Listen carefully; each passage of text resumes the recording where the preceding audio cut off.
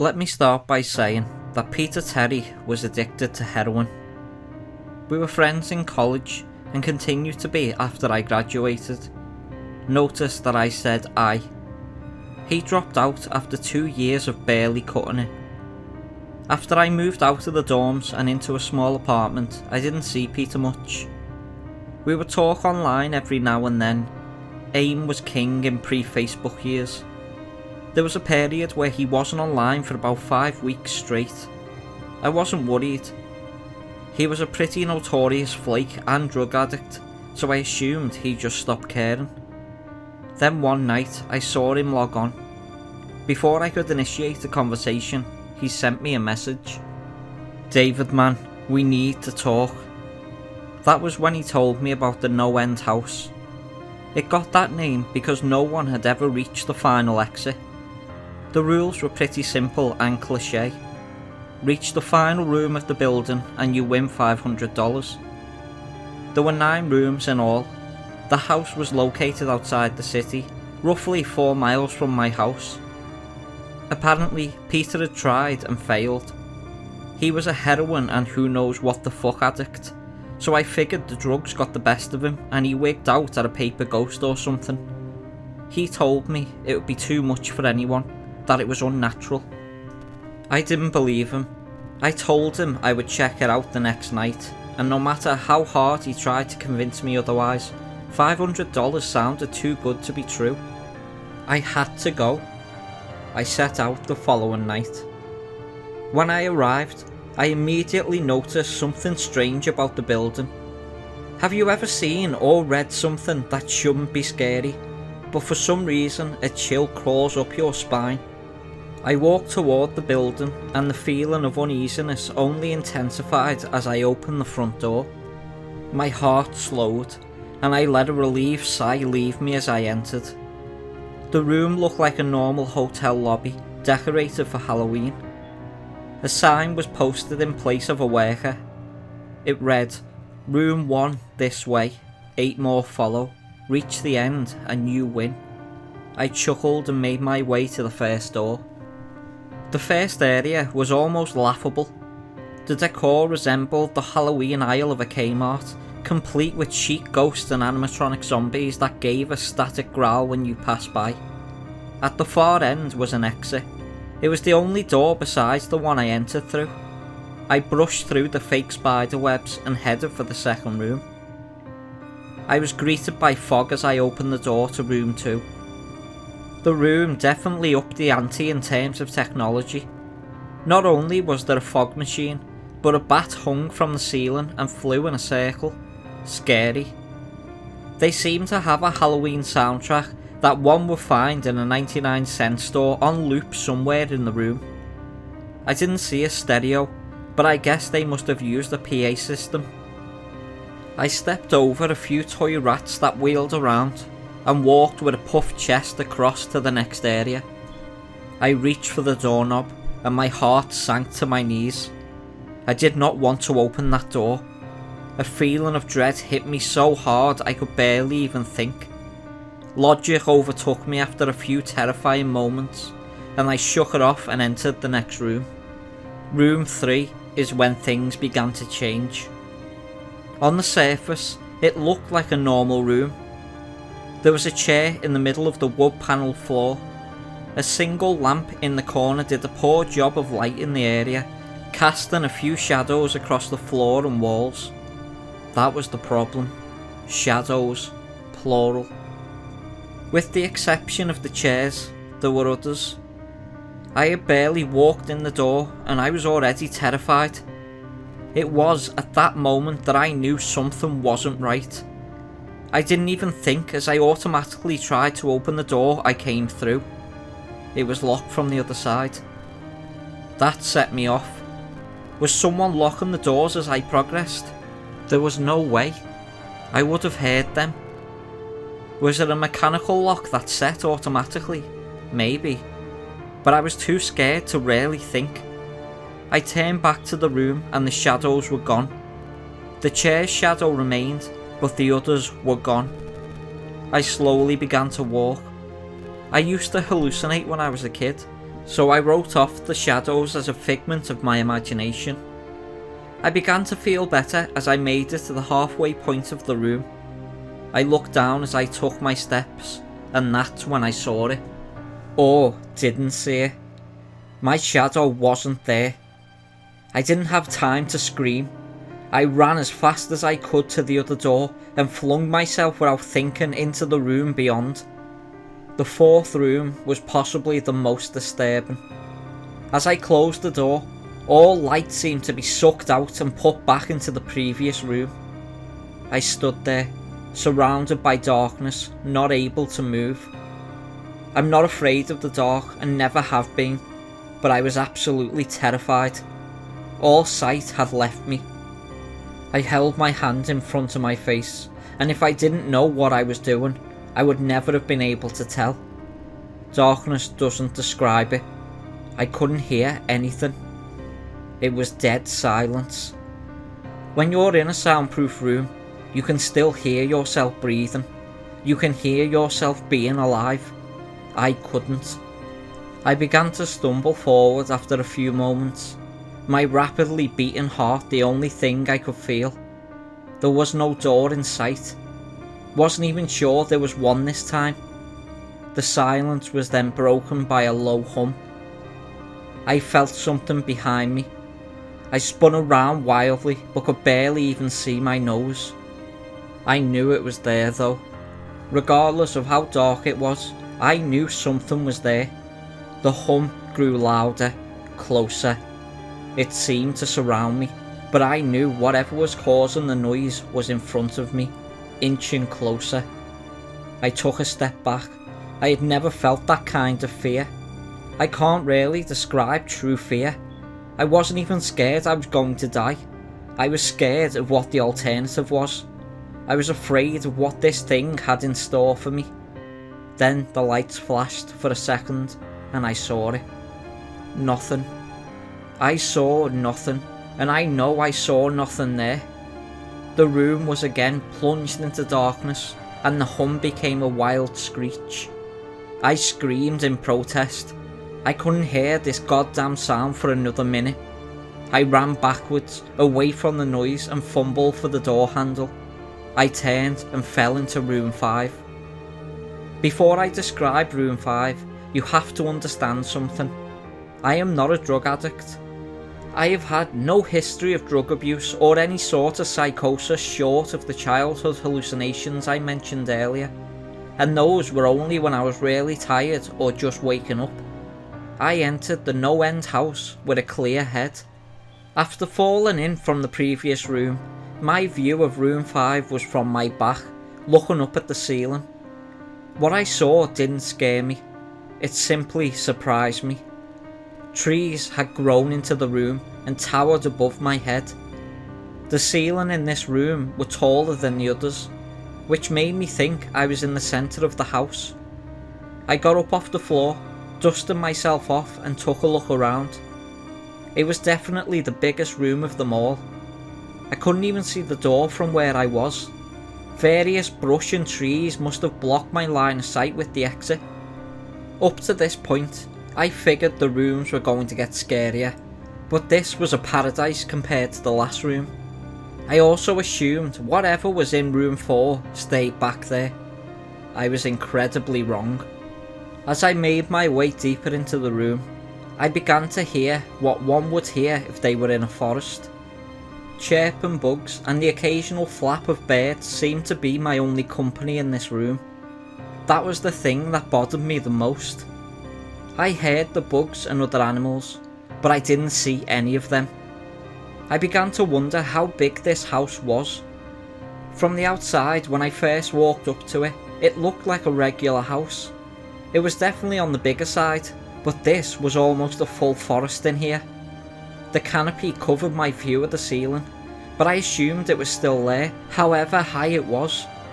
I couldn't see any walls either.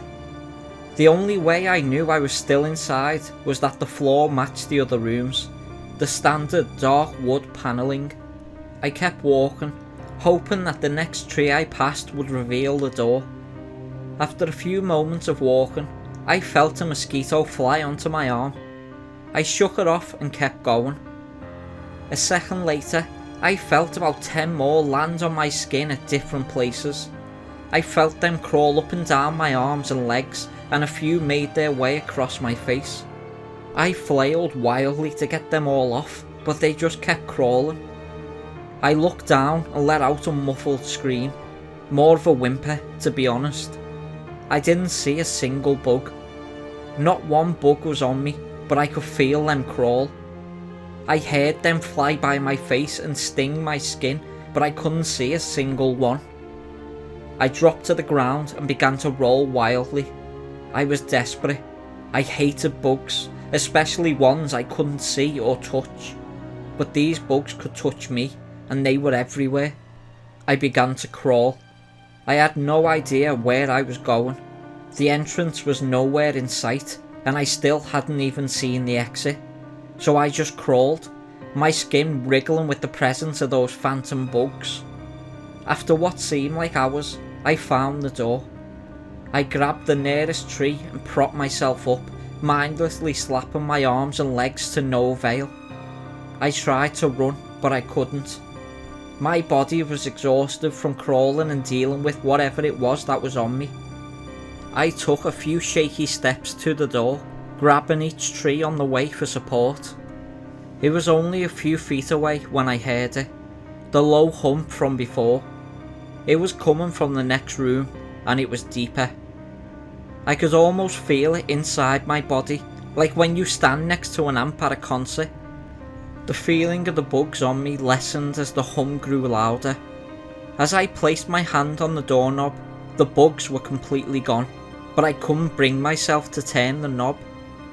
I knew that if I let go, the bugs would return, and there was no way I would make it back to room 4. I just stood there, my head pressed against the door marked 6, and my hands shakily grasping the knob. The hum was so loud, I couldn't even hear myself pretend to think. There was nothing I could do but move on. Room 6 was next, and room 6 was hell. I closed the door behind me, my eyes held shut and my ears ringing. The hum was surrounding me. As the door clicked into place, the hum was gone. I opened my eyes in surprise, and the door I had shut was gone. It was just a wall now. I looked around in shock. The room was identical to room 3, the same chair and lamp, but with the correct amount of shadows this time. The only real difference was that there was no exit door, and the one I came in through was gone. As I said before, I had no previous issues in terms of mental instability, but at that moment I fell into what I now know was insanity. I didn't scream. I didn't make a sound. At first, I scratched softly. The wall was tough, but I knew the door was there somewhere. I just knew it was. I scratched at where the doorknob was. I clawed at the wall frantically with both hands, my nails being filed down to the skin against the wood. I fell silently to my knees, the only sound in the room, the incessant scratching against the wall. I knew it was there. The door was there. I knew it was just there. I knew if I could just get past this wall. Are you alright? I jumped off the ground and spun in one motion. I leaned against the wall behind me, and I saw what it was that spoke to me. To this day, I regret ever turning around. There was a little girl. She was wearing a soft white dress that went down to her ankles. She had long blonde hair to the middle of her back, and white skin and blue eyes. She was the most frightening thing I had ever seen. And I know that nothing in my life will ever be as unnerving as what I saw in her. While looking at her, I saw something else. Where she stood, I saw what looked like a man's body, only larger than normal and covered in hair. He was naked from head to toe, but his head was not human, and his toes were hooves. It wasn't the devil, but at that moment, it might as well have been. The form had the head of a ram, and the snout of a wolf. It was horrifying, and it was synonymous with the little girl in front of me. They were the same form. I can't really describe it, but I saw them at the same time. They shared the same spot in that room, but it was like looking at two separate dimensions. When I saw the girl, I saw the form, and when I saw the form, I saw the girl. I couldn't speak. I could barely even see. My mind was revolting against what it was attempting to process. I had been scared before in my life, and I had never been more scared than when I was trapped in the 4th room, but that was before room 6. I just stood there, staring at whatever it was that spoke to me. There was no exit. I was trapped here with it, and then it spoke again. "David, you should have listened." When it spoke, I heard the words of the little girl, but the other form spoke through my mind in a voice I won't attempt to describe. There was no other sound. The voice just kept repeating that sentence over and over in my mind, and I agreed. I didn't know what to do. I was slipping into madness, yet couldn't take my eyes off what was in front of me. I dropped to the floor. I thought I had passed out, but the room wouldn't let me. I just wanted it to end. I was on my side, my eyes wide open, and the form staring down at me. Scurrying across the floor in front of me was one of the battery-powered rats from the 2nd room. The house was toying with me, but for some reason, seeing that rat pulled my mind back from whatever depths it was headed, and I looked around the room. I was getting out of there. I was determined to get out of that house and live and never think about this place again. I knew this room was hell, and I wasn't ready to take up a residency. At first, it was just my eyes that moved. I searched the walls for any kind of opening. The room wasn't that big, so it didn't take long to soak up the entire layout. The demon still taunted me, the voice growing louder as the form stayed rooted where it stood. I placed my hand on the floor, lifted myself up to all 4 and turned to scan the wall behind me. Then I saw something I couldn't believe. The form was now right at my back, whispering into my mind how I shouldn't have come. I felt its breath on the back of my neck, but I refused to turn around. A large rectangle was scratched into the wood, with a small dent chipped away in the centre of it. Right in front of my eyes, I saw the large 7 I had mindlessly etched into the wall. I knew what it was. Room 7 was just beyond the wall where room 5 was moments ago. I don't know how I had done it. Maybe it was just my state of mind at the time, but I had created the door. I knew I had. In my madness, I had scratched into the wall what I needed the most, an exit to the next room. Room 7 was close. I knew the demon was right behind me, but for some reason it couldn't touch me. I closed my eyes and placed both hands on the large 7 in front of me. I pushed as hard as I could. The demon was now screaming in my ear. It told me I was never leaving. It told me that this was the end, but I wasn't going to die. I was going to live there in room 6 with it. I wasn't. I pushed and screamed at the top of my lungs. I knew I was going to push through the wall eventually. I clenched my eyes shut and screamed, and the demon was gone. I was left in silence. I turned around slowly and was greeted by the room as it was when I entered. Just a chair and a lamp. I couldn't believe it, but I didn't have time to dwell. I turned back to the 7 and jumped back slightly. What I saw was a door. It wasn't the one I had scratched in, but a regular door with a large 7 on it.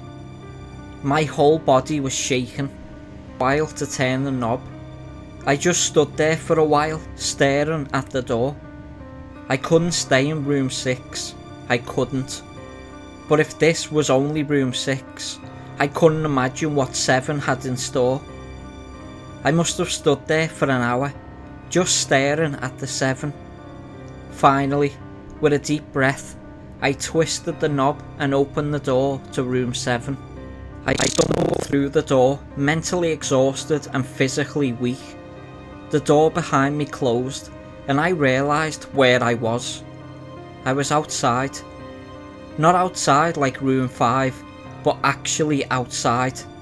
My eyes stung. I wanted to cry. I fell to my knees and tried, but I couldn't. I was finally out of that hell. I didn't even care about the prize that was promised. I turned and saw that the door I just went through was the entrance. I walked to my car and drove home, thinking of how a nice shower sounded. As I pulled up to my house, I felt uneasy. The joy of leaving NoEnd house had faded, and dread was finally building in my stomach. I shook it off as residual from the house and made my way to the front door. I entered and immediately went up to my room. There on my bed was my cat, Baskerville. He was the first living thing I had seen all night, and I reached to pet him. He hissed and swiped at my hand. I recoiled in shock, as he had never acted like that. I thought, whatever, he's an old cat. I jumped in the shower and got ready for what I was expecting to be a sleepless night. After my shower, I went to the kitchen to make something to eat. I descended the stairs and turned into the family room. What I saw would be forever burned into my mind, however. My parents were lying on the ground, naked and covered in blood. They were mutilated to near unidentifiable states. Their limbs were removed and placed next to their bodies, and their heads were placed on their chests facing me. The most unsettling part was their expressions. They were smiling, as though they were happy to see me. I vomited and sobbed there in the family room. I didn't know what had happened. They didn't even live with me at the time. I was a mess. Then I saw it. A door that was never there before. A door with a large 8 scrawled on it in blood. I was still in the house. I was standing in my family room, but I was in room 7. The faces of my parents smiled wider as I realised this. They weren't my parents. They couldn't be, but they looked exactly like them. The door marked 8 was across the room, behind the mutilated bodies in front of me. I knew I had to move on, but at that moment I gave up. The smiling faces tore into my mind. They grounded me where I stood. I vomited again and nearly collapsed. Then the hum returned. It was louder than ever, and it filled the house and shook the walls. The hum compelled me to walk. I began to walk slowly, making my way closer to the door and the bodies. I could barely stand, let alone walk, and the closer I got to my parents, the closer I came to suicide. The walls were now shaking so hard it seemed as though they were going to crumble, but still the faces smiled at me. As I inched closer, their eyes followed me. I was now between the 2 bodies, a few feet away from the door. The dismembered hands clawed their way across the carpet towards me, all while the faces continued to stare. New terror washed over me, and I walked faster. I didn't want to hear them speak. I didn't want the voices to match those of my parents. They began to open their mouths, and the hands were inches from my feet. In a dash of desperation, I lunged towards the door, threw it open and slammed it behind me. Room 8. I was done. After what I had just experienced, I knew there wasn't anything else this fucking house could throw at me that I couldn't live through. There was nothing short of the fires of hell that I wasn't ready for. Unfortunately, I underestimated the abilities of NoEnd house. Unfortunately, things got more disturbing, more terrifying, and more unspeakable in room 8. I still have trouble believing what I saw in room 8. Again, the room was a carbon copy of rooms 3 and 6, but sitting in the usual empty chair was a man. After a few seconds of disbelief, my mind finally accepted the fact that the man sitting in the chair was me. Not someone who looked like me, it was David Williams. I walked closer. I had to get a better look, even though I was sure of it. He looked up at me, and I noticed tears in his eyes. Please don't do it, please don't hurt me. What? I asked. Who are you? I'm not going to hurt you. Yes, you are, he was sobbing now. You're going to hurt me, and I don't want you to. He sat in the chair with his legs up and began rocking back and forth. It was actually pretty pathetic looking, especially since he was me, identical in every way. Listen, who are you? I was now only a few feet from my doppelganger. It was the weirdest experience yet, standing there talking to myself. I wasn't scared, but I would be soon. Why are you... You're going to hurt me. You're going to hurt me if you want to leave. You're going to hurt me. Why are you saying this? Just calm down, alright? Let's try and figure this. And then I saw it. The David sitting down was wearing the same clothes as me, except for a small red patch on his shirt embroidered with the number 9. You're going to hurt me, you're going to hurt me, don't, please, you're going to hurt me. My eyes didn't leave that small number on his chest. I knew exactly what it was. The first few doors were plain and simple, but after a while they got a little more ambiguous. 7 was scratched into the wall, but by my own hands. 8 was marked in blood above the bodies of my parents. But 9, this number was on a person, a living person. Worse still, it was on a person that looked exactly like me. David, I had to ask. Yes, you're going to hurt me, you're going to hurt me. He continued to sob and rock. He answered to David. He was me, right down to the voice. But that 9. I paced around for a few minutes while he sobbed in his chair. The room had no door, and similar to room 6, the door I came through was gone. For some reason, I assumed that scratching would get me nowhere this time. I studied the walls and floor around the chair, sticking my head underneath and seeing if anything was below. Unfortunately, there was. Below the chair was a knife. Attached was a tag that read, "To David, from management." The feeling in my stomach as I read that tag was something sinister. I wanted to throw up, and the last thing I wanted to do was remove the knife from under that chair. The other David was still sobbing uncontrollably. My mind was spinning into an attic of unanswerable questions. Who put this here, and how did they get my name? Not to mention the fact that as I knelt on the cold wood floor, I also sat in that chair, sobbing in protest of being hurt by myself. It was all too much to process. The house and the management had been playing with me this whole time. My thoughts for some reason turned to Peter and whether or not he got this far. If he did, if he met a Peter Terry sobbing in this very chair, rocking back and forth, I shook those thoughts out of my head. They didn't matter. I took the knife from under the chair, and immediately the other David went quiet. "David," he said in my voice, "what do you think you're going to do?" I lifted myself from the ground and clenched the knife in my hand. I'm going to get out of here. David was still sitting in the chair, though he was very calm now. He looked up at me with a slight grin. I couldn't tell if he was going to laugh or strangle me. Slowly, he got up from the chair and stood facing me. It was uncanny. His height and even the way he stood matched mine. I felt the rubber hilt of the knife in my hand and gripped it tighter. I don't know what I was planning on doing, but I had a feeling I was going to need it. Now, his voice was slightly deeper than my own. I'm going to hurt you. I'm going to hurt you, and I'm going to keep you here. I didn't respond. I just lunged and tackled him to the ground. I had mounted him and looked down, knife poised and ready. He looked up at me, terrified. It was like I was looking in a mirror.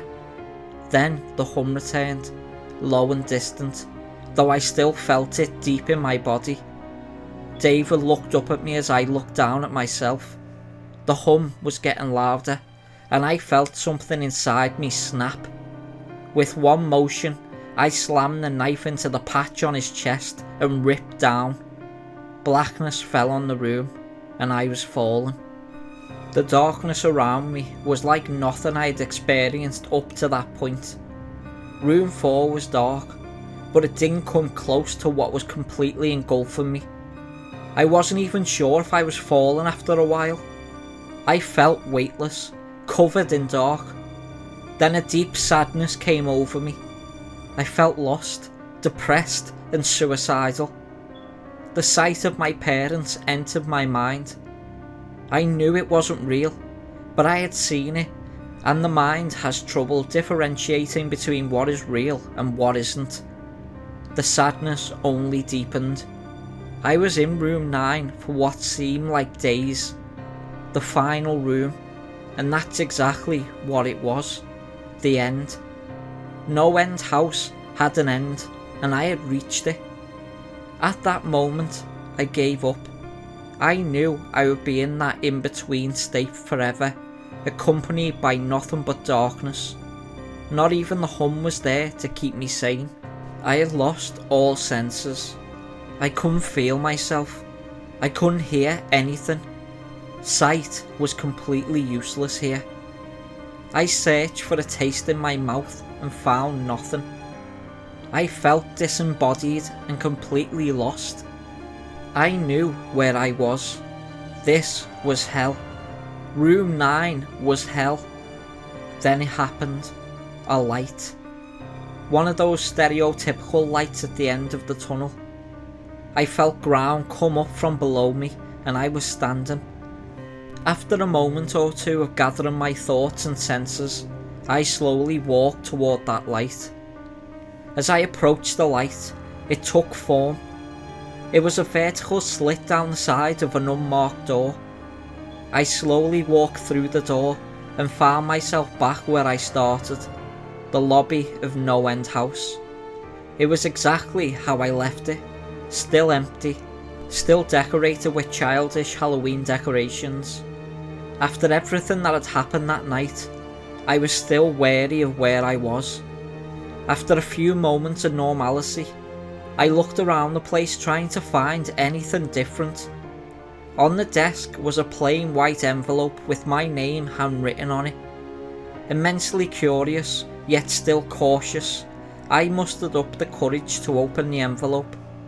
Inside was a letter, again handwritten. David Williams, congratulations. You have made it to the end of NoEnd house. Please accept this prize as a token of great achievement. Yours forever, management. With the letter were $500 bills.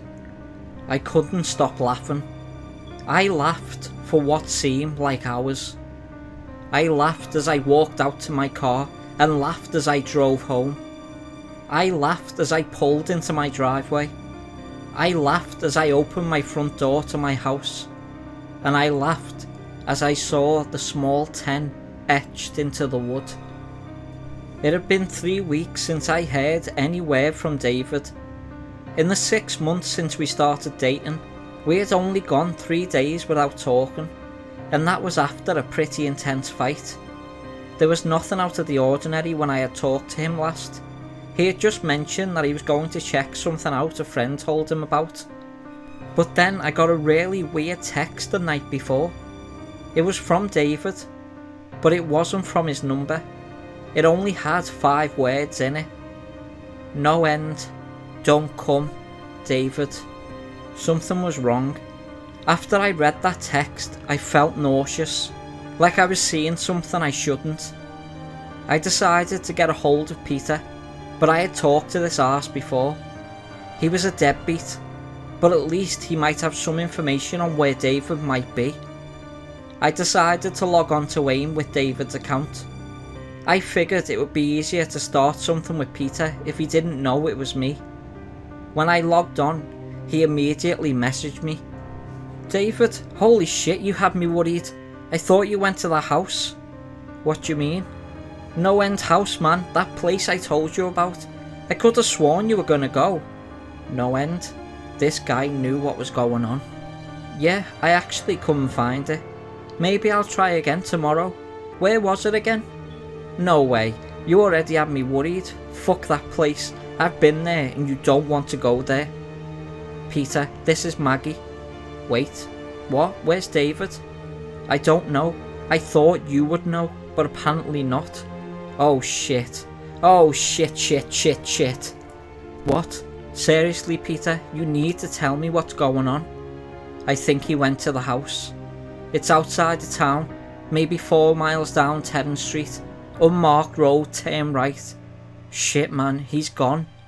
"No, I don't think he is." "What are you planning on doing?" "I'm going to get him back." I left the next night around 8.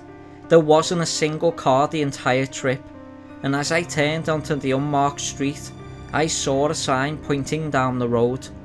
"NoEnd this way. Open 24 hours. My breathing hadn't been steady since I left my house, and seeing the house didn't help. There weren't any other cars around, which made me think that it wasn't open. Light from the front shop illuminated the surrounding area, and the windows showed that lights were on inside. I parked my car, walked up to the front and made my way in. The front lobby was normal enough, but as I predicted, there wasn't anyone there. All the lights were on, but no one was there. Besides the door I came through, there was only one other.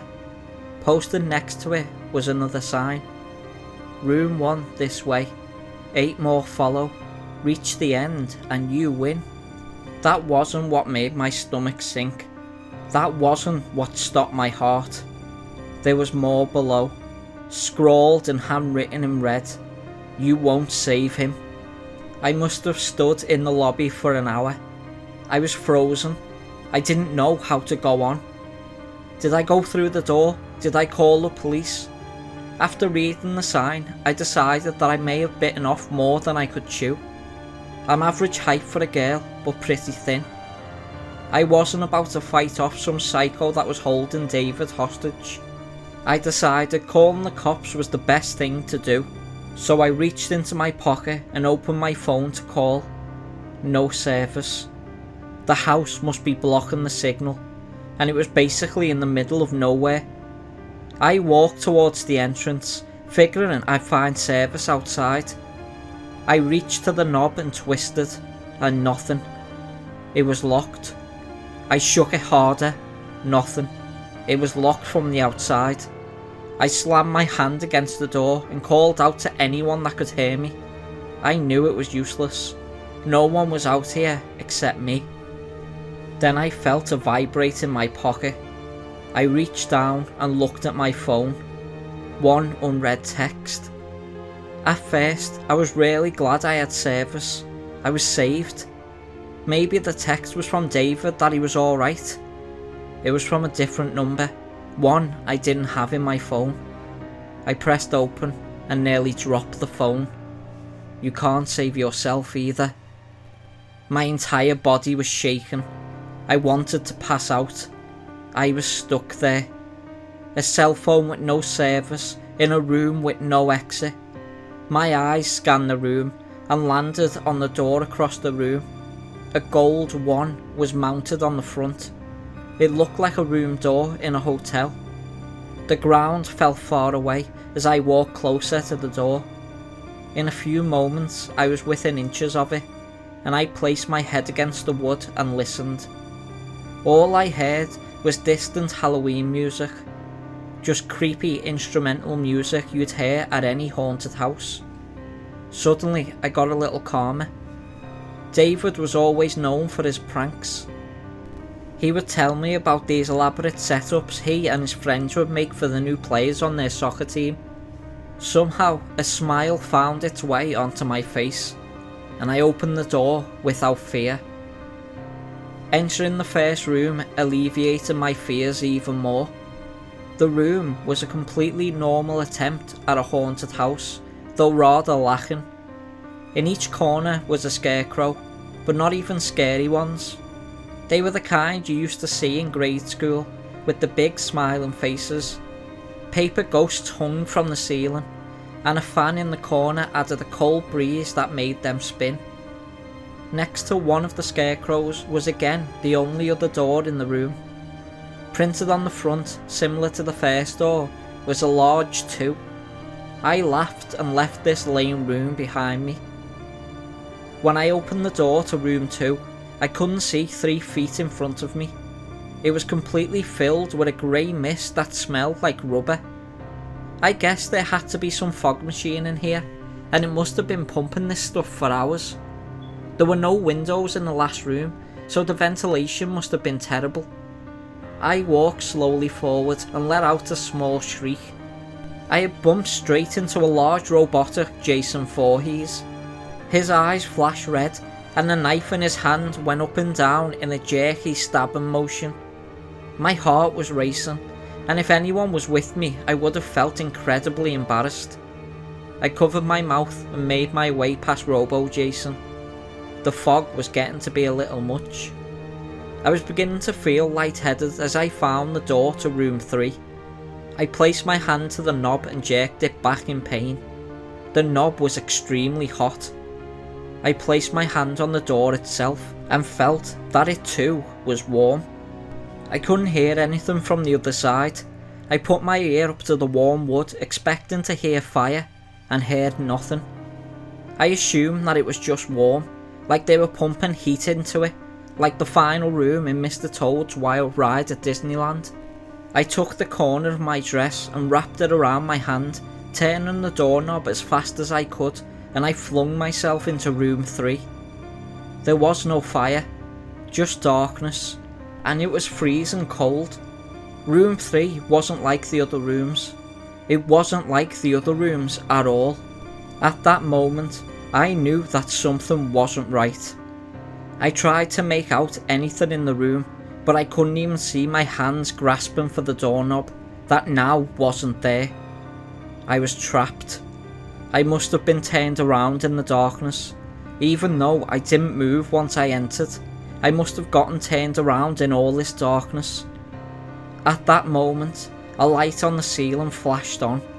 A single spotlight pointing directly down, illuminating a small table, and on this small table was a flashlight. Even though I couldn't really see where I was going, I moved forward. The light on the ceiling was enough to make my way to the table. As I reached for the flashlight, I noticed a small tag attached to the handle. To Maggie, from management. The moment I finished reading, the light above me turned off, and I was again left in the dark. I fumbled with the flashlight for a second before I was able to turn it on. From what seemed like every direction, a low and rumbling hum surrounded me. My heart was pounding, and I started to spin in place, darting the beam of the flashlight all around me. There was nothing in the room, but after a while I noticed something terrifying. It could have been my imagination, but I could see a figure dart away at the last second wherever the beam of light hit. I began to panic. I started backing away from the small table, unsure which direction I was going. The hum was getting louder, and then I started feeling the presence of whatever it was that was dodging the light. My hands shook wildly as I frantically shined the light in whatever direction I could think of. It was always there, just barely escaping back into the darkness every time, but it was getting closer. My eyes started to well up with tears. I thought I was going to drop the flashlight, I was shaking so badly, until I saw it. The light set directly on a small number 4. It was written on a piece of paper and taped to a wooden door in the corner. I ran as fast as I could, with the flashlight pointed directly in front of me. I could feel it behind me. The hum was getting louder, and I thought I felt its breath on my neck. I was sprinting at this point, only a few more feet to go. In one motion, I grabbed the handle, twisted and slammed it shut behind me. I was now in the 4th room. I was outside. I wasn't in the house anymore. What awaited me after opening the door to room 4 was what looked like a cave. I looked down to the ground, and I noticed something strange and disturbing. The ground wasn't made of grass or rock or dirt. It was wood panelling. It was the same floor as in the previous rooms. This was room 4. Somehow I was still in that house. There were a few torches mounted to the side of the rock surrounding me, and the cave beyond was pitch black. The torches looked like they could be taken down, so I walked over to the closest one and unsheathed it from its mounting piece. My body was covered in sweat, and I slowly made my way into the cave. The hum was gone, hopefully for good. No other noise met me inside the cave, but there was a slight breeze. The cave seemed to go on forever, and I was walking for what felt like hours, until I saw a faint blue light. I walked towards it, cautiously but at a decent pace. The light was an opening, the end of the tunnel. I started walking a little faster. I always hated cramped spaces like caves and tunnels. In a few moments, the exit was within feet, and before I knew it, I was at the end. And that's exactly where I was. The end. At the exit of the cave, the ground dropped off to a cliff, and there was no other way to go. I looked back into the dark cave behind me. I knew there wasn't any turns. It was a straight tunnel. I turned and looked down over the edge. What I saw made my stomach turn worse than it ever did before. What I saw was an ocean. Water all around with nothing else in sight. The drop must have been 100 feet, with a small rock formation at the bottom. After a few seconds of studying the rocks, my stomach turned more than I thought possible, and my body broke into a fresh sweat. The rocks formed a number. The rocks formed a 5. I stood up and backed away from the edge. I hated heights. I was stopped by a wall that shouldn't have been there. I turned around and was met with a terrifying sight. The cave was gone. I was face to face with a solid stone wall, the side of whatever mountain this was. I had to keep telling myself I was still in the NoEnd house. I didn't leave. Clearly this isn't an actual mountain, but it felt so real. I turned back and looked over the cliff again. There was no way. This house has been pretty messed up before now. I was outside for God's sake, but what it expected me to do now was just too much. I knew what those rocks down there meant. That was the entrance to room 5. There was no stairs leading down, no other paths to use. I was trapped again. The house wanted me to jump. The house wanted me to jump. I sank to the ground and curled into a ball. I couldn't do it. There was no way I could jump off a cliff onto a jagged rock formation 100 feet below. My mind was split in two. I knew that I was still inside, but my surroundings screamed into my ear the opposite. I stayed there on the wooden ground for a while. At that point I had lost all concept of time. After what seemed like weeks, I finally stood up. Slowly, I made my way to the edge of the cliff and looked down. The giant 5 taunted me to jump. It knew I couldn't do it, and it taunted me. And then the hum returned, the low and distant hum. It seemed to come from behind me, resonating within the mountain. I don't know what came over me, but after hearing that sound, something inside me lit up. I clenched my eyes shut and I jumped. The wind was rushing up as I fell, and a deep fear washed over me. I was going to die. I was going to smash into those rocks and die. They were going to tear me apart and I was going to die. I didn't dare open my eyes. I just fell. Even with the loud wind around me, the hum was now deafening. I just wanted it to be over. I just wanted it to be over. I just wanted to hit the rocks and I wanted it to be over. And then I stopped. I wasn't falling anymore, but I never hit the rocks. I opened my eyes and looked around. I was standing on the familiar wood panelling of the house. The hum was gone, and silence took its place. I had made it. I was in room 5. I don't know how it happened, but I was in room 5. The feeling of dread was gone. I was just incredibly happy to be alive. After a few moments to collect myself, I decided to look around at the rest of the room. My happiness left me fast. The room was empty. The walls matched the floor, and the ceiling matched the walls, and the walls had no doors or windows. I was sealed in a box. Then I realised I didn't make it. I wasn't safe. I had made it out of the 4th room, but only to enter room 5, and there was no leaving it. At that moment, I wondered if David had been in this room. I wondered if he had jumped off that 100-foot cliff and ended up stuck in the room. And if he did, that means he got out. He wasn't here. I was alone. He got out, and I would too. The thought of David escaping this room gave me newfound confidence, and a second wind filled my spirit. I was going to get out of this room, find David, and get us the hell out of here.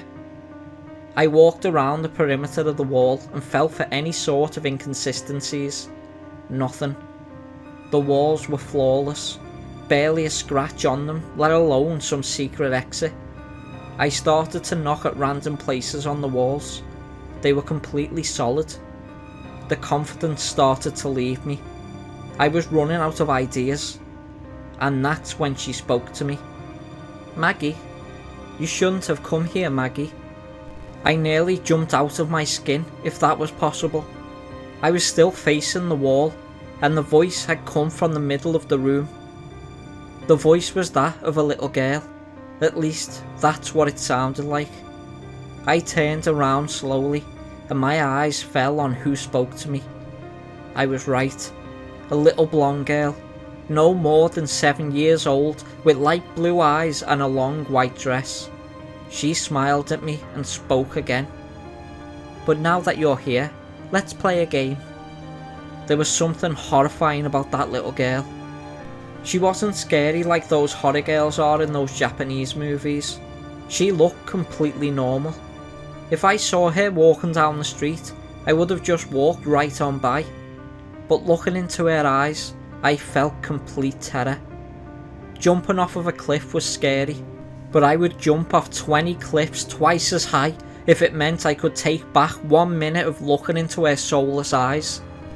After a moment of staring, I finally spoke. "What game? Who are you?" I mumbled. "If you lose, you die.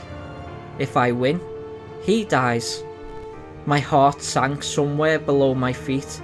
I couldn't believe what I was hearing, but I knew she was telling the truth. "Which will it be?" she smiled. "Neither. I don't know where I found the courage to talk back to this demon child, but I had come too far to just let David die. And if I died, this was all for nothing. No, I chose neither. But then I saw it. The reason the little girl terrified me. She was more than just a small child. Looking at her, I also saw what appeared to be a large man, covered in hair, with the head of a ram. It was a horrible sight. I couldn't see one without seeing the other. The little girl stood in front of me, but I knew her true form. It was the worst sight I had ever seen. Too bad. And with that, she was gone. I was alone again, in an empty and silent room. Only this time, something was added. A small table where she stood appeared from nowhere, as though it was there the whole time. There was something on it, but I couldn't tell from where I was. I walked up to the table and looked at the small object. It was a small razor, like one you would find in an X-Acto knife. I reached out to pick it up, and as I did, a scream left my mouth. When my hand came into view, I saw something that was never there before. It looked as though something was branded into my skin. A single number 6. I looked back to the razor and noticed the tag attached to it. To Maggie from management. Thought you may need this. After reading the note, I started sobbing uncontrollably. Tears were rushing down my face harder than they ever have in my life.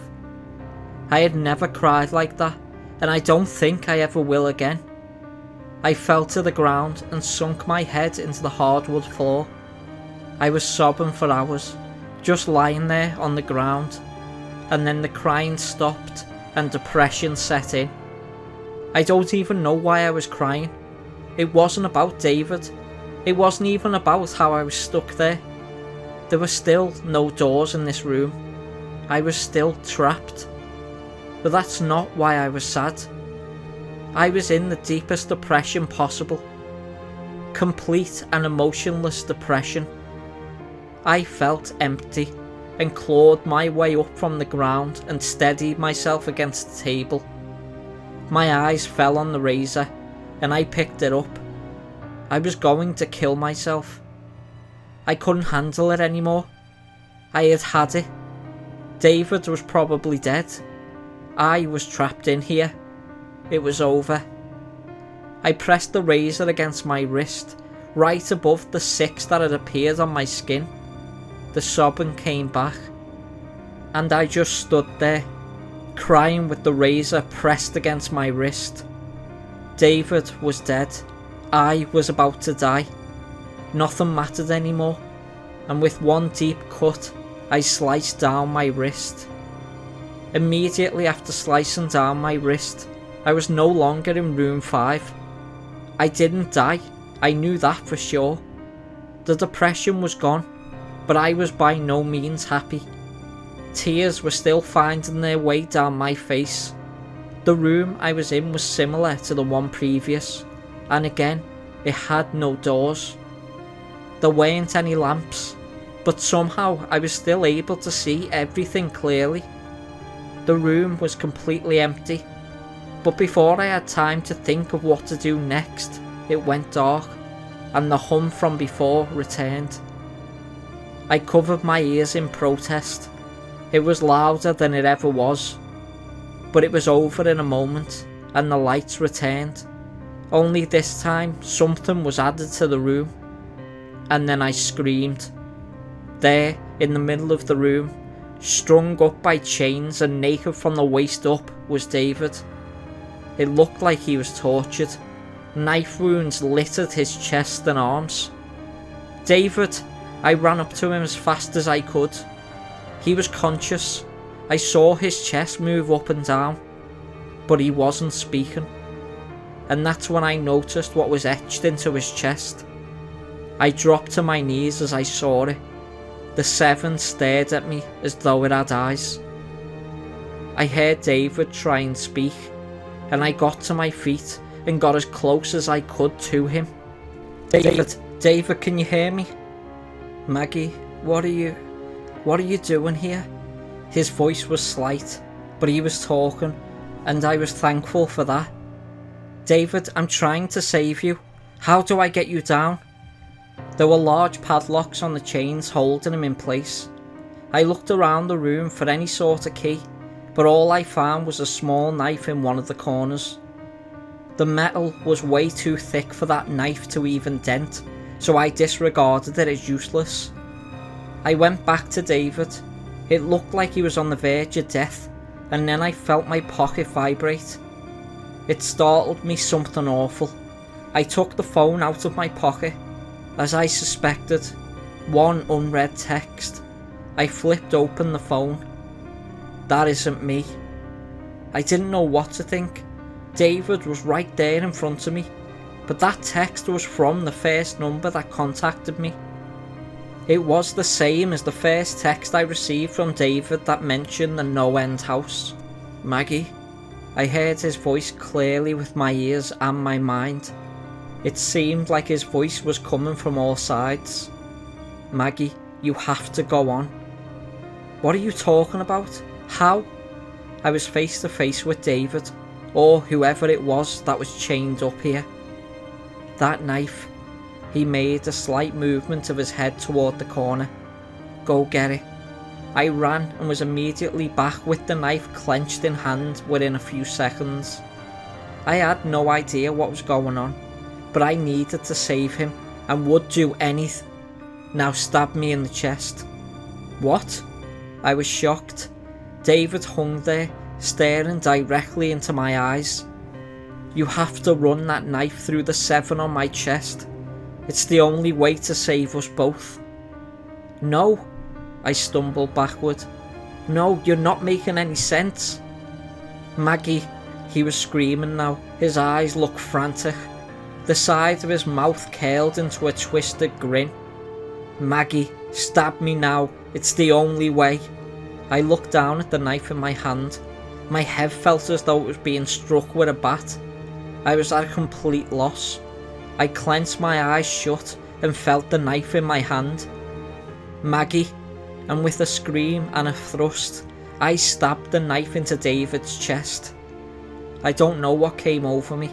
I just knew it was the only way. I opened my eyes and saw his face. It was terrified. Tears slid down his cheeks, and David looked me in the eyes. Why did you do that? He couldn't fool me. I knew that wasn't David. It couldn't have been, or else I wouldn't have been able to stab him. I know it wasn't. I know it wasn't. His eyes rolled back as the life left him, but that's when it changed. The 7 on his body was gone.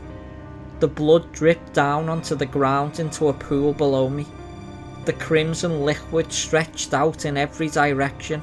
The circle nearly filled the room, and I began to sink. I tried to move, but I couldn't. It was like quicksand. The blood was up to my knees now. As much as I tried to struggle, I just sank deeper. Up to my chest now. I crawled and scratched at the wood around me. The lifeless body of David hung above, his head facing me, smiling. The blood reached my neck. I was beyond terrified. Before long, I was fully submerged and fell into darkness. When I woke up, I was outside the house. I could feel the cold earth below me. I rolled onto my back and looked up at the night sky. The NoEnd house towered above me, complete with my car parked in the same spot. I wasn't sure whether I should laugh or cry. I was out. I was out. I was out. I was out. I got up and dusted off my pants. My body was still shaking as I walked to my car, but a feeling of uneasiness washed over me. There was no way I escaped. The house wouldn't just let me go. Something wasn't right. I knew it. I knew I didn't kill David in the 6th room. I knew I didn't. But he was nowhere to be found. I reached down into my pocket and took out my phone. No unread messages, but I had service. I flipped it open and I began to text David. Where are you? I wrote. Within a second of sending it, I got a reply. I pressed open excitedly. Room 10, your room 7, run, and the deafening hum returned. I bolted. I didn't know where I was going, but I knew I wasn't outside. I was still in the house. The hum rattled everything around me. It shook the trees and the air itself. I just needed to find an 8. I needed to find the next room. That was my only chance. I needed to find room 8. The first few rooms were obvious, but as I progressed, it was getting less and less clear where the rooms started and ended. I had no idea what I was looking for. Anything that had a number on it. I needed to find an 8. I needed to find an 8. I needed to find... Unread text. Your address. What the hell did he mean? My address? I slid the phone back into my pocket.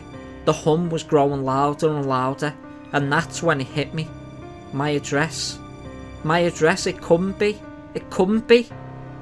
4896 Forest Lane, unit number 8.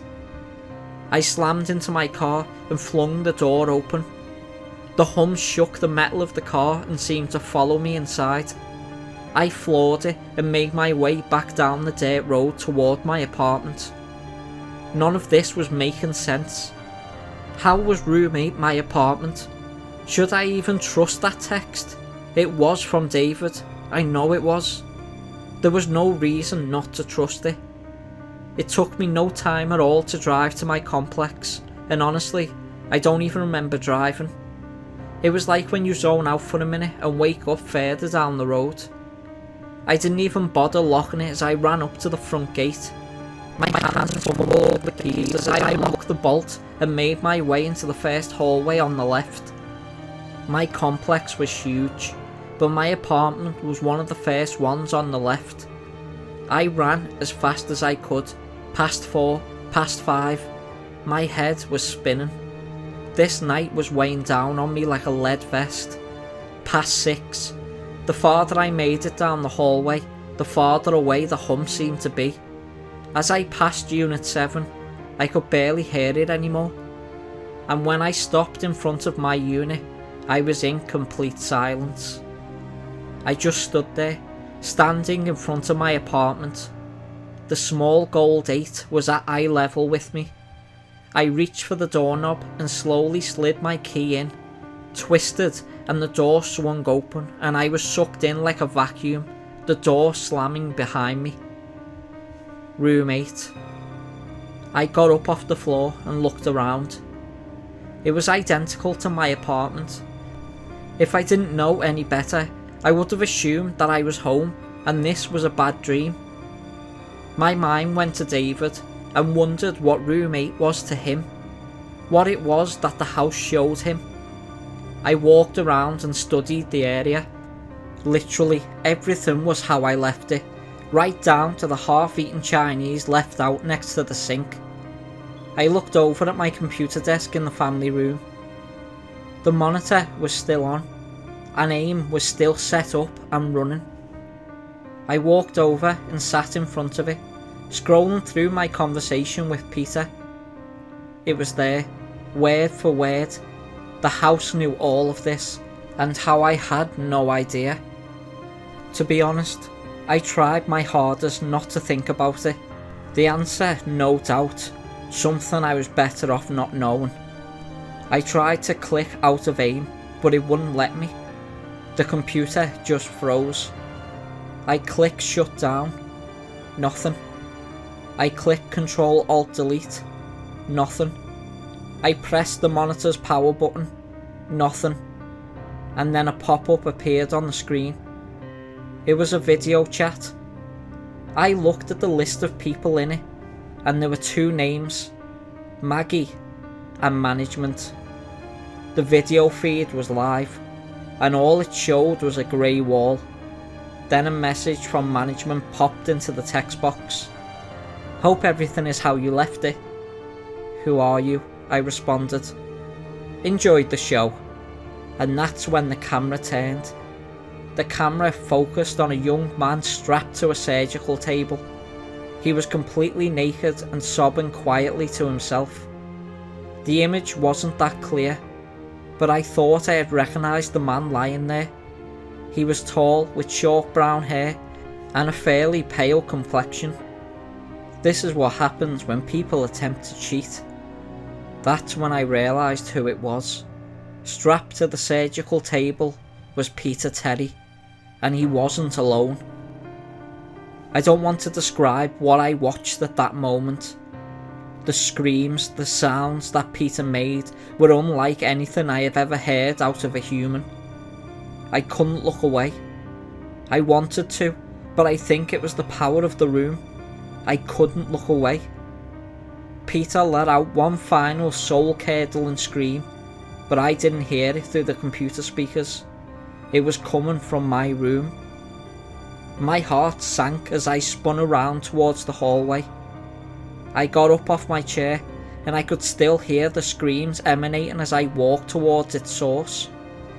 I reached my bedroom door, and the screams were now replaced by the hum. That hum. It had haunted me the entire time. I slowly opened the door, and I saw inside my room what I had seen on my computer. There was the surgical table, with whatever was left of Peter Terry strewn across its top. No one else was there. The others in the room were gone, but a chill went down my spine. The management was here with me, only one room away. I walked closer to the table. The stench was horrific, and it took everything in me to stop from vomiting. I knew I was nearing the end. I had to be. I looked around the room. Somewhere in here was the entrance to the next room. I knew it had to be, and it was. But it was simpler than I had expected. Across the room, where my bathroom door should have been, was a simple wooden door, similar to the early ones in the house. Something was stapled to the door, something long and bloody. It was the entrails of Peter Terry, and they formed a 9 on the door. I felt bad for Peter, but I had gone through hell that night. I walked right past the table, picked up a long surgical knife and didn't give the body a second glance.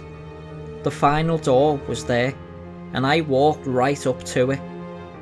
This night was about to end, and I was coming out of that room with David, and I was going to stop whoever it was that was keeping him here. The door opened easily, and as I stepped through, I saw what was waiting for me. It was an empty room. It resembled a waiting room for a doctor's office. There were a few chairs lying on the wall, and a crumpled up old magazine in a basket in the corner. Across the room on the opposite side from where I came in, there stood a single door. My heart sank when I read the label printed on the wood. It wasn't a number, it was a single word: management. I clenched the surgical knife in my hand. Alright, I'm fucking ending this. They were on the other side of the door. I could feel it, and David was too. The hum was louder than it had ever been. I could feel it inside me. It was coming from inside me. As I walked, it got louder, and as I placed my hand on the door, the room was filled with the sound. I turned the knob and opened the door. The room waiting for me was not what I had expected. It was the front lobby. The same front lobby that began this entire hell. Only this time, there was someone behind the desk. My heart jumped out of my chest when I saw who it was. It was Peter Terry. Hello, Maggie. Peter? No, there was no way. How? What? Who were you expecting? A ghost? Satan? Some creepy little blonde girl? He was smiling. I wasn't. What the hell is going on here? Maggie, come on, just think for 2 seconds. Who first told David about this place? You didn't. Who told you about David's whereabouts here? God damn it, Peter, you were his friend. I'm sorry, Maggie, but that's how we run business here. Where is he? He's in here with us in the house, Maggie. He isn't going anywhere, and neither are you. I don't know what took over me, but I lost it. I jumped over the counter and shoved Peter to the ground. I grabbed him by the hair and slammed his head into the ground, the surgical knife in my other hand pressed firmly against his neck. I wanted to kill him. I had to kill him. He killed David. He wasn't killing me. Maggie, you can't. There's always going to be someone to run the house. No. I slid the knife across his throat and slammed his head further into the ground. I don't think there will be.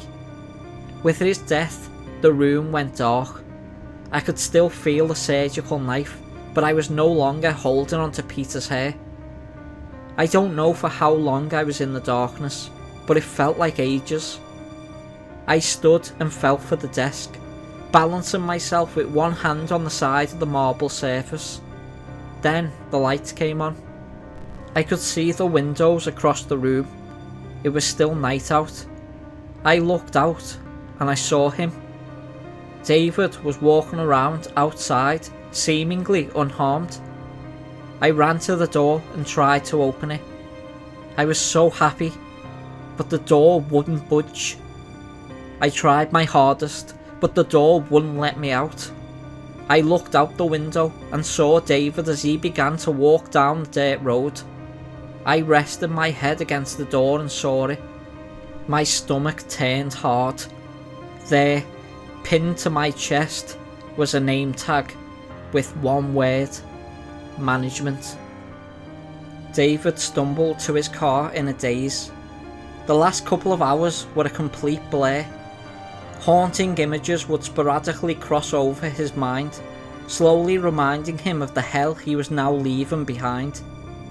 He felt in his pocket for his phone and dialed 911. There was no way he could explain any of this, but for some reason his first reaction was to call. Maybe they could come here and confirm that it's a normal house, nothing more. They could put his mind at ease and he could go home, live a normal life with. Then he remembered. The dirt under his feet slipped around him as David tore back to the house. Maggie. Maggie was in there. As he ran, he flipped through his phone, looking for the old text he knew he'd sent, but there was nothing. There were texts to Maggie and from Maggie, but all of them were blank. David swore under his breath as he reached the door. He tried the knob, but it was no use. With both fists he pounded on the door, screaming Maggie's name. Nothing.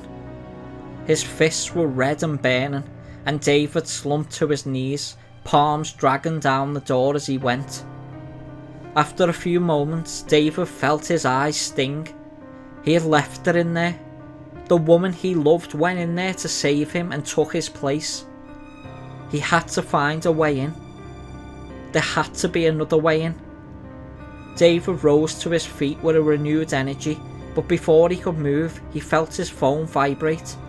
It was a text, and looking at the name gave him relief. It was Peter Terry. Maybe he could help. Hey Dave, you alright? Haven't heard from you in a while. Peter, Jesus, where are you?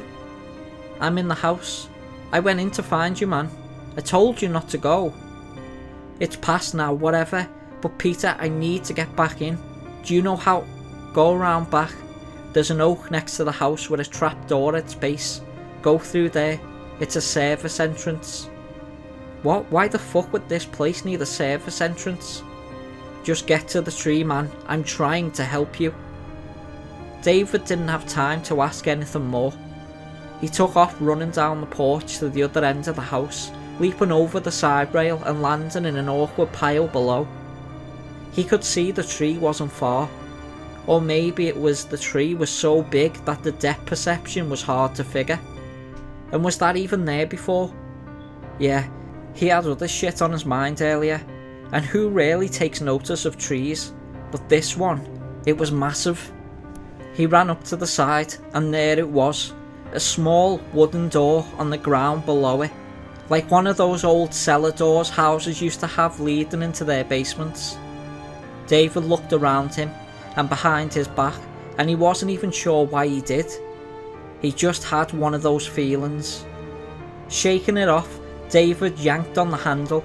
The rusted hinges groaned in protest, but after a few hard pulls, it gave way and revealed the darkness below. With a heavy sigh, David slowly made his way down. Jesus, it was dark. But soon, David was hit with a smell that put the darkness to shame. It was like burnt hair covered in shit and mould. He spat onto the ground. He could fucking taste that smell. David got his phone out and turned it to its highest brightness. It wasn't much, but he was at least able to see the surrounding walls. Looking around in the dim light, David noticed something strange. He hadn't been in too many underground tunnels, to be fair, but he assumed the walls would be dirt, mud or something like that. He couldn't quite see what it was, but it wasn't anything man-made or that could pass as dirt. Curiosity got the better of him, and with his phone outstretched, he went up to one of the side walls. He had to get close to see it, with the phone almost touching the wall. David's eyes grew wide. No, can't. With his other hand, David prodded at the wall. It gave a bit, but was solid. He was reminded of the smell, and now knew its origin. It was flesh. The walls of the tunnel were covered in burnt skin. David moved the phone a few inches and followed the light. He saw areas where different skins were sewn together with some rough metallic string, almost like copper wire. One section made his stomach turn over on itself. It was a face, a human face, stretched out and elongated, with the eyes and mouth sewn shut. The nose was removed, and the hole that was left behind was sutured as well. Maybe it was the smell or the sight of this, but David couldn't take it. With a lurch, he turned to the side and vomited on the ground. The tunnel went on for ages. What was most likely only a few minutes felt like hours to David. He had to get inside and save Maggie. Nothing else mattered. Peter was a friend of his, but if it came down to it, Maggie was the first to save. Peter could rot in there if need be. Then again, he was the one that told him about this path. David's mental debate ceased after something from behind touched him. With a start, he spun around and was face to face with nothing. Confused, David brought his phone up and reached out into the blackness. Nothing. Nothing except a wall. A wall that wasn't there 2 minutes ago, rank and covered in flesh. David screamed and pounded on the wall in front of him, and it gave only slightly.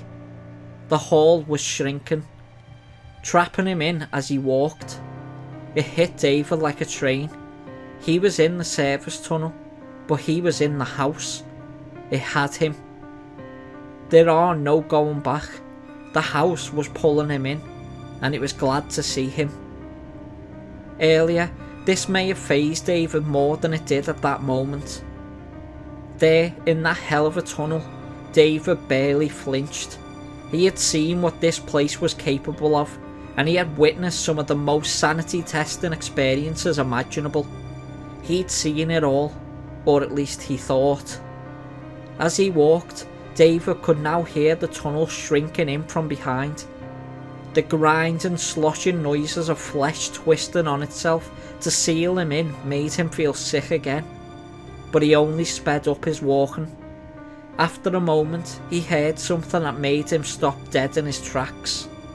It was a voice, a girl's, and it wasn't Maggie's. "Why did you come back?" David stood there frozen. The voice seemed to come from everywhere. "Why did you come back? Why?" The scream was getting closer, and David braced himself against the back wall.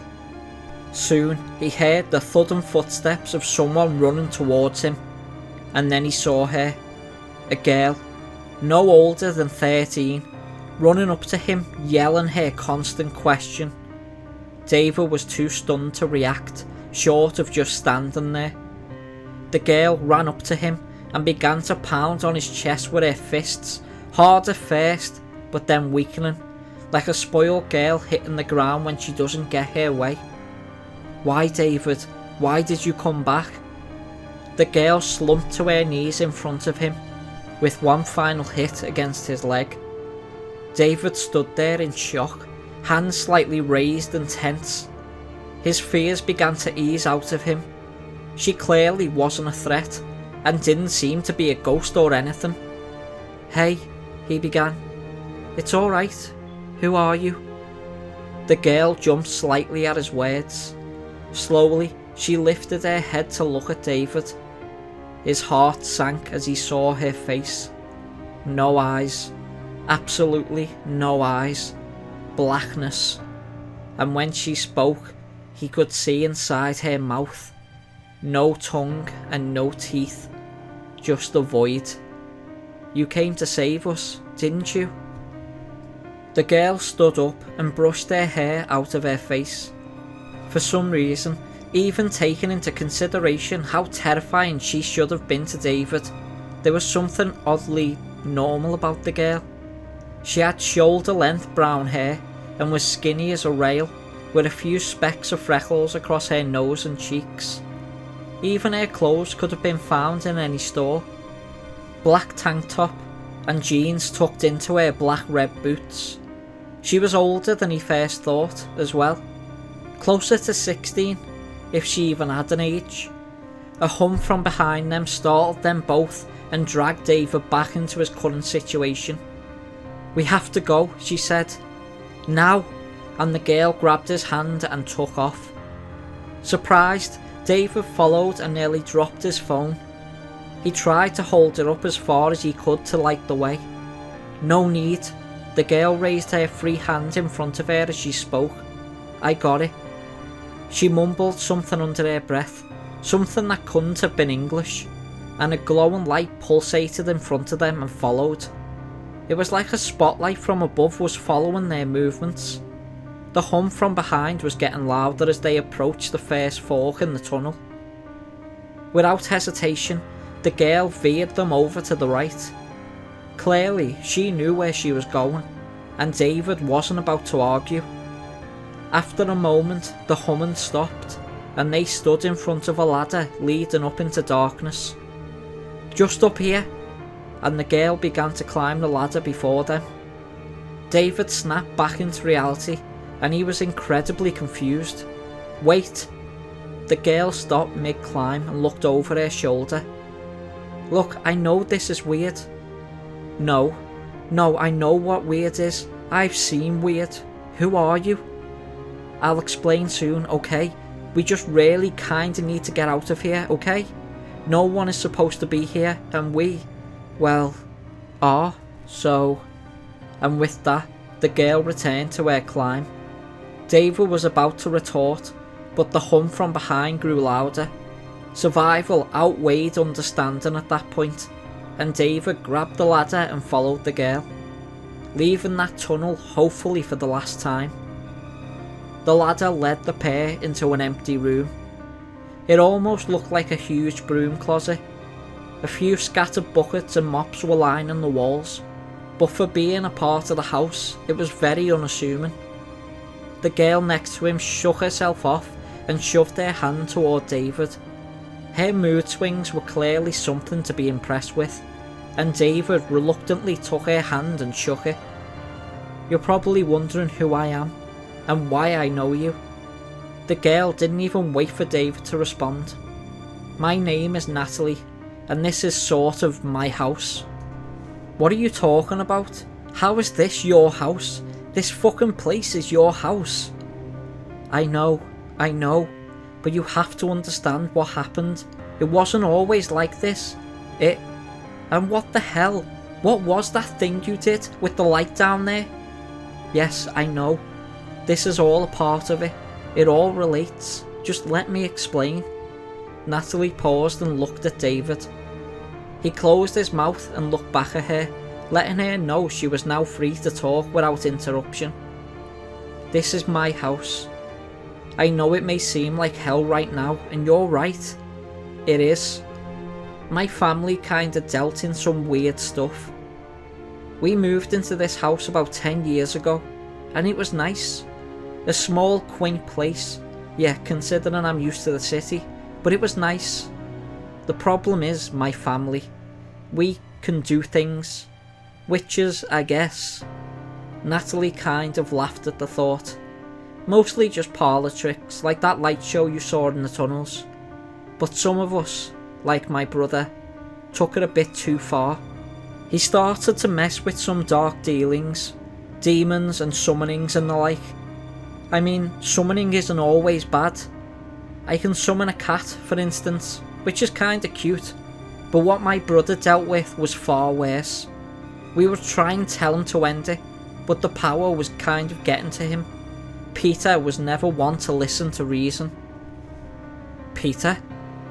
The idea was circling David's head, but he wasn't quite ready to accept it. Peter had been his friend for years, he thought. This one night 7 years ago, my brother took it too far. Summoning demons for a few minutes here and there wasn't enough for him anymore. He needed more. We would ask him why was he so obsessed with all this, and he would only respond by asking, why not? What happened over the next few nights, it's kind of hard to talk about it. Even with her blacked out eyes, David could tell this memory really pained the young girl. All of this hell, was because of her brother, his friend. It seemed to David that this girl was just as much a prisoner as he was. "Alright," David said, putting a hand on her shoulder. "Then let's get you out of here."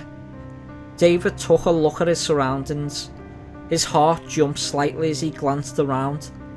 Aside from the hatch in the floor they'd just entered through, there wasn't any other exit, just smooth cement walls. "Do you know where we are?" he asked the girl, hoping to God she had some idea. "Yeah, of course," she said, with a bit too much hesitation for David's liking. "It's my house, isn't it?" And with that, she made her way to one of the far walls.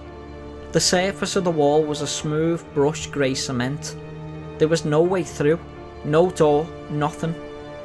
Natalie reached into her pocket and took out what looked to be a small piece of artist charcoal. She pressed it to the wall and began to draw a long swooping line about 3 feet in length. Line after line followed, and David watched in awe as the girl stood back and admired her work. David had never seen anything like it outside of fantasy movies. It was like a yin-yang mixed with a pentagram mixed with a child's doodle. Natalie placed the charcoal back into her pocket and ran her fingers through her hair. After a moment of silence, she raised her hand and placed her right palm against the symbol, resting 2 fingers against her temple with the other.